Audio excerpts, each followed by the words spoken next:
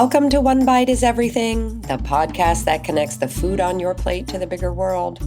I am your host, Dana DePrima.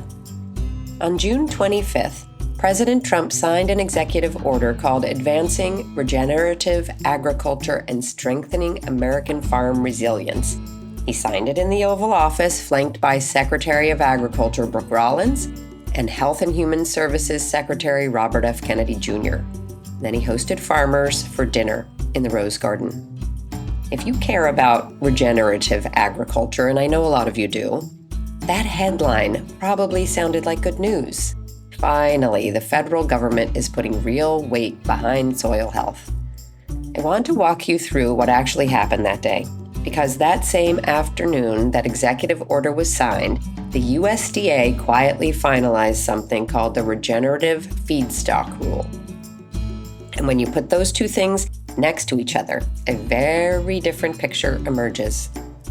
Today, we're going to talk about how a word that small farmers built with their own hands got picked up, redefined, and handed to industrial corn. And then we're going to go back 50 years to understand why that was always going to happen. Because this story starts at the gas pump. Let's get into it.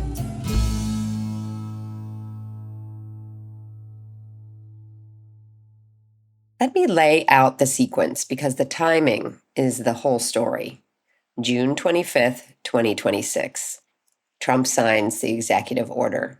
And here's the thing about that executive order that I want you to hold on to. It makes zero mention of biofuels, zero mention of ethanol. It talks about soil health, precision agriculture, cover crops, reducing chemical exposure. It's framed as part of the Make America Healthy Again agenda. It reads, on its face, like something a lot of us have been asking for. That same day, Secretary Rollins announces the final Regenerative Feedstock Rule. And that's where the ethanol lives.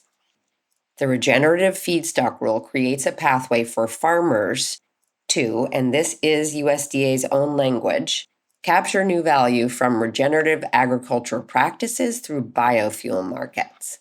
The USDA also released an updated tool called the Feedstock Carbon Intensity Calculator, so producers can quantify practices like cover crops and reduce tillage, and then use those reports when marketing their feedstock to ethanol producers.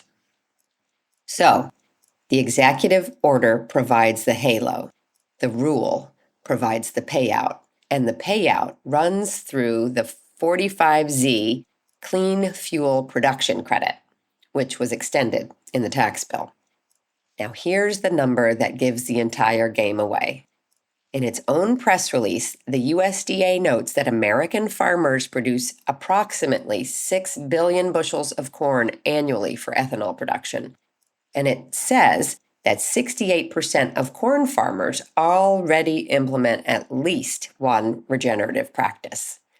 Hold on to that one for a second. 68% already qualify. The bar is one practice, just one. Which means this rule doesn't ask industrial corn to change how it grows anything. It doesn't require rotation. It doesn't require diversity. It doesn't require you to stop growing a monoculture across 98 million acres. It asks for one practice, and 2/3 of the industry is already there. What changes isn't the farming. What changes is what the corn gets called, and what that new name is now worth. Regenerative. The word has just been converted into a carbon intensity score that industrial corn can earn in order to sell more ethanol at a premium. In the Rose Garden dinner that night, Trump told the crowd, and I'm quoting, "I saved your ethanol industry." He credited Senator Roger Marshall of Kansas. He said Marshall had been calling him constantly saying, "You've got to save the ethanol." And Trump said, "So we did. We saved it." That's not a soil health policy. That's an ethanol policy wearing a soil health policy's clothes. And here's the last piece, the one that ties this to the biggest story in the world right now. Year-round, E15, which is the 15% ethanol blend, was included in the White House's supplemental spending request to address the cost of the war in Iran. So the war in the Persian Gulf is now the political vehicle for expanding the corn ethanol mandate, and regenerative agriculture is the branding.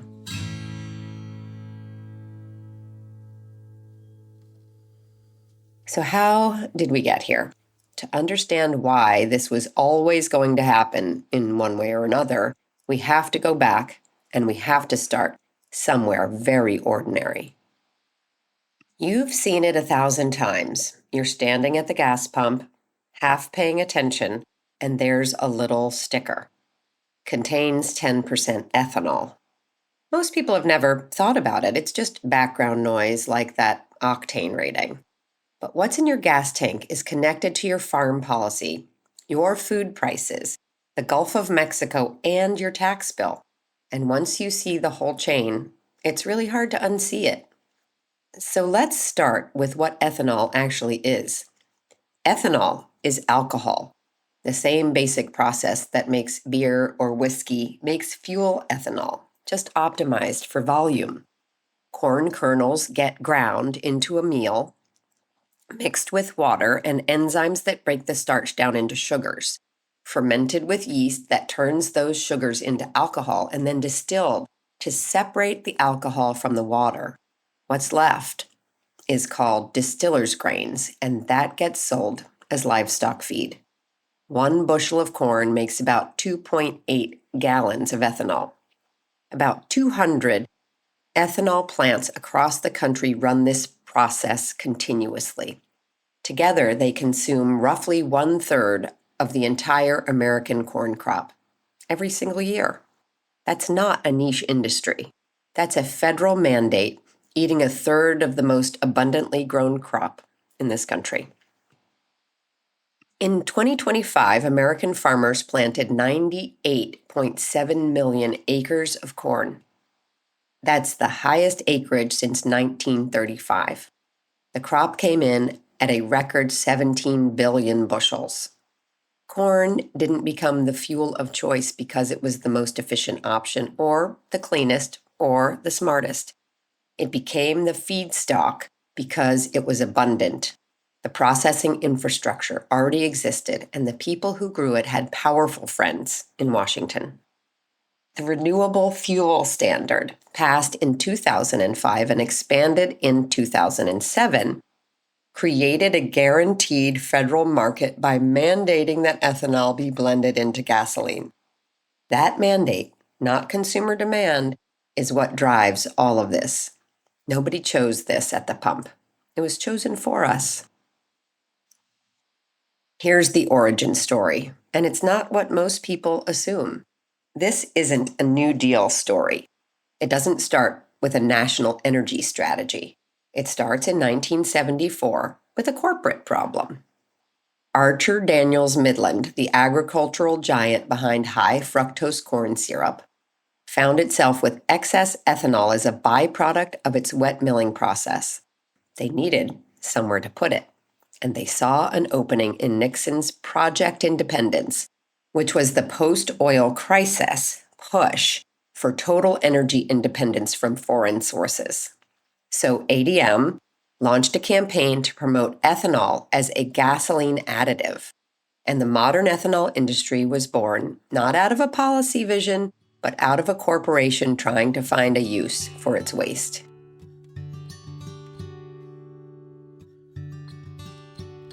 The campaign made 4 promises: energy independence from foreign oil, lower greenhouse gas emissions, economic benefits for rural America, and a bridge to next-generation biofuels made from non-food sources like switchgrass and agricultural waste.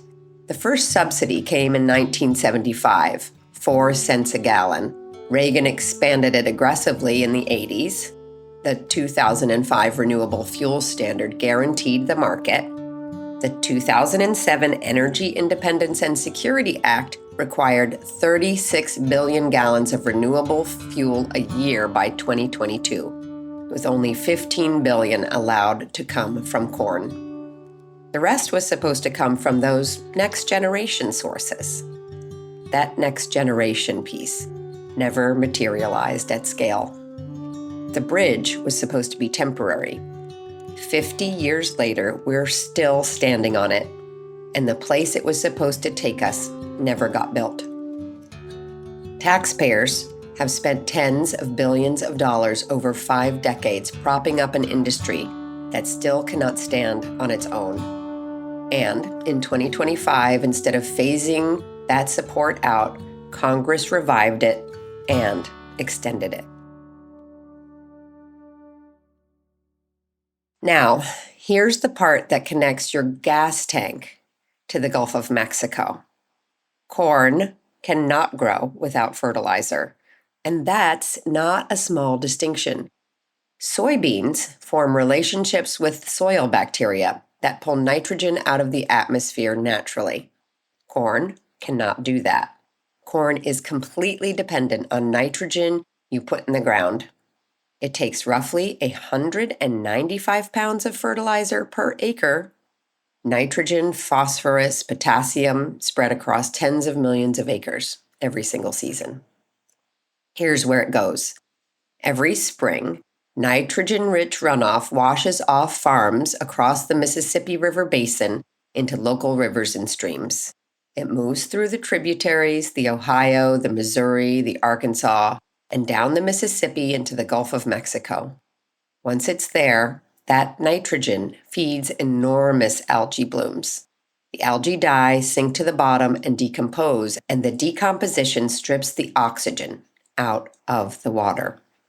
What's left is the Gulf Dead Zone, an oxygen-depleted area roughly the size of New Jersey, where fish and shellfish cannot survive. Scaling up corn production to meet ethanol mandates would increase nitrogen loading in that dead zone by 10 to 18%. The dead zone costs an estimated $2.4 billion a year in damaged fisheries and marine habitat. Cleaning it up, hitting the EPA's target of a 45% reduction in nitrogen runoff would cost about $7 billion a year. That bill lands on taxpayers. And meanwhile, taxpayer-funded corn subsidies outspend water quality and conservation programs by more than 500 to 1. So the loop looks like this.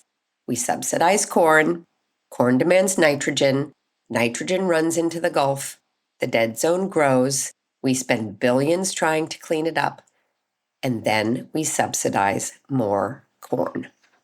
Let's be fair here, because there's a real argument on both sides. Blending ethanol into gasoline oxygenates the fuel, which makes it burn more completely and produces less carbon monoxide. It displaces some genuinely nasty components of gasoline, sulfur, benzene, toluene. On those narrow measures, ethanol is a real improvement. It burns cleaner at the tailpipe. That's true. Here's what's also true. Ethanol has about 2/3 the energy content of gasoline by volume. So your car travels less far on a gallon of E10 than on a gallon of pure gas. You're burning more fuel to go the same distance. The gallon is cheaper at the pump, usually 10 to 30 cents less. That price reflects decades of mandates and subsidies that you already paid for. And because you burn through it faster, the savings can evaporate before you get where you're going.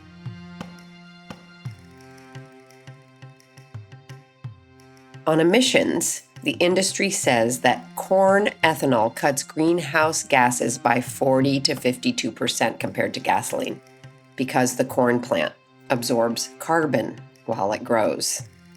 Independent researchers say it's not that simple.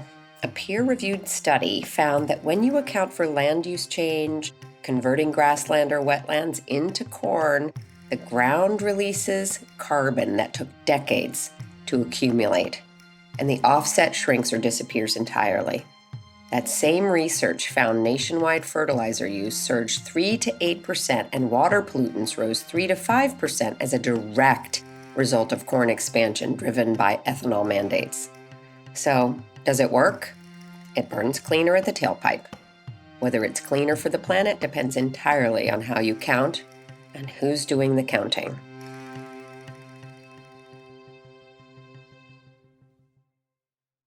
So, if it hasn't delivered on what it promised, why do we keep doing more of it? The answer is politics and money. The core Corn Belt states, Iowa, Illinois, Indiana, Ohio, Michigan, Minnesota, Wisconsin, Nebraska, Kansas, Missouri, and South Dakota hold 22 Senate seats. That's nearly a quarter of the entire chamber. And Iowa, the largest ethanol-producing state in the country, has hosted the first presidential nominating contest for both parties since 1972. For decades, supporting the ethanol mandate has been a non-negotiable entry fee for any serious presidential candidate. In 2008, Barack Obama called ethanol production essential to national security. John McCain, who was on the record against ethanol subsidies, just skipped Iowa entirely. No serious presidential candidate campaigns against it. No serious senator from a corn state votes against it. This is not an energy policy. It's a political protection racket for a crop with powerful friends in Washington, and it's been running for 50 years. Which brings us to right now. E15 is gasoline with 15% ethanol instead of 10. At the pump, it's marketed as unleaded 88. EPA rules historically blocked it during summer months because higher ethanol blends evaporate faster in heat and can contribute to smog under old volatility standards. Year-round E15 has been the ethanol industry's white whale for years, and this administration has now backed it through executive action, emergency waivers, and that supplemental spending request tied to the war in Iran. If E15 goes nationwide year-round, it would require an additional 2.4 billion bushels of corn every year. And here's the paradox that no one is saying out loud. American and Israeli military operations against Iran began in February. By March 4th, Iranian forces had declared the Strait of Hormuz closed. That's the choke point where roughly 20% of the world's traded oil moves through. Crude went from around $70 a barrel to over $110. High oil prices make ethanol look attractive. When crude is expensive, corn-based fuel looks like a bargain, and ethanol demand goes up. Corn futures hit a 9-month high in March, exactly on that logic. But nitrogen fertilizer is made from natural gas, which flows through the same disrupted global energy markets. The Hormuz closure drove nitrogen fertilizer prices up more than 30%, right at the worst possible moment for spring planting. So growing more corn for ethanol just got dramatically more expensive. The same conflict that makes the ethanol argument more attractive makes the ethanol crop more costly to produce. The administration is arguing that we need more domestic corn ethanol because of the energy crisis, while the energy crisis makes that corn more expensive to grow. And the small farms that I work with, who were never growing commodity corn in the first place, are absorbing the higher fertilizer and fuel costs with absolutely none of the upside. Here's what I actually think is going on.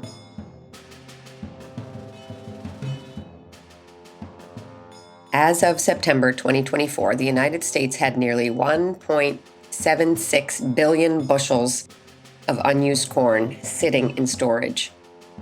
Corn prices have been falling. Farmers got about 30% less for their corn in the 2023 to 2024 crop year than the year before. We grow more corn than the world can absorb. So what do you do with it? You put it in the middle aisles of the grocery store.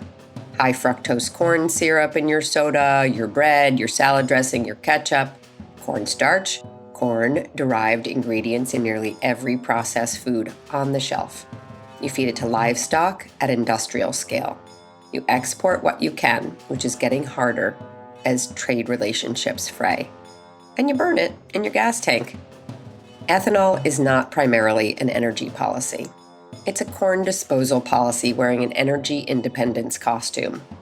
The mandate exists to guarantee a market for a crop we grow in quantities that exceed what anyone can actually use.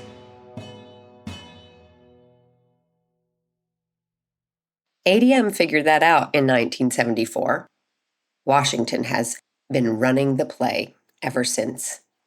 And the question almost nobody asks is, what if we grew something else? What if even a fraction of those 98 million acres were in vegetables, legumes, diversified crops, managed grassland? What if the policy infrastructure that spent 50 years guaranteeing a market for corn had spent even a portion of that time and money building markets for food that people actually eat? Well, we'll never know, because the mandate goes in the other direction, and it just got stronger. By guaranteeing a market for commodity corn and anchoring federal subsidy structures around it, this mandate drove up corn acreage, drove up land prices, and concentrated federal resources around the operations growing commodity crops at scale. Land that might have supported diversified small farming became more valuable as corn ground. The economics of corn, propped up by mandates and subsidies for half a century, crowded out the economics of everything else. The farms in the For Farmers Movement network don't grow commodity corn. They grow vegetables. They raise pastured animals. They run diversified operations and sell direct to their communities. They do not benefit from the ethanol mandate. They don't have price floors. They're competing for land in a market where corn economics have pushed prices to record highs, which is exactly why the next generation cannot get onto land, at least one of the reasons.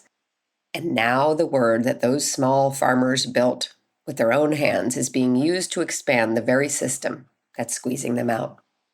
Because that's what the Regenerative Feedstock Rule really does. Regenerative agriculture, the term that small farmers earn through cover crops and rotational grazing and actual soil work, has been redefined by federal rule as a carbon intensity score that industrial corn can claim in order to sell more ethanol at a premium. 68% of corn farmers already qualify. Nothing has to change in the field. The word is doing all the work. Meanwhile, the farms actually doing regenerative agriculture, the real thing, the hard thing, they get nothing because they don't grow feedstock. And it's not that small farms lost a fair fight. They were never in the same fight. The rules were written for an entirely different game. So the next time you're at your gas pump and you see that little sticker contains 10% ethanol, you'll know what it means. It means 98.7 million acres of corn. It means 195 pounds of fertilizer per acre running into the Mississippi River every spring. And it means a dead zone the size of New Jersey and a $7 billion annual cleanup bill. It means 50 years of subsidies that never delivered the independence they promised. It means ADM found a place to put its byproduct in 1974 and convince the federal government to mandate it. And convince the federal government to mandate that you use it ever since. And now it means something else too. It means that the word regenerative, a word that belonged to farmers who earned it, has been handed to industrial corn. And the people who built it got nothing. Watch the words, follow the money. Because while we've been burning corn in our gas tanks, the farms growing the food you actually recognize, the diversified, the regional, the small, have been doing this work without a mandate, without a price floor, without 50 years of guaranteed markets. They've been doing it because they believe in it. And that deserves more than a little sticker. Thank you for listening to One Bite is Everything, the podcast that connects every bite you take to the bigger world. If this episode sparks something for you, please share it with somebody who cares about where our food comes from and where it's going. And through the For Farmers movement, these conversations become action, supporting hard-working farmers and strengthening the connections between the people who grow our food and the people who eat it. You can learn more at forfarmersmovement.com and follow along on Instagram at XOXOFarmGirl for more insights that connect food to health, community, and the environment. If you enjoyed this episode, I hope you'll take a moment to rate and review it on Apple Podcasts. It helps more listeners like you find these conversations, and it helps grow a community that believes that food is not just food. Sound design and original music for this and every episode have been deftly executed by Russell Chapa. I'm your host, Dana DePrima, and I'll see you here again next week for another episode of One Bite is Everything. Until then, eat like it matters, because it does.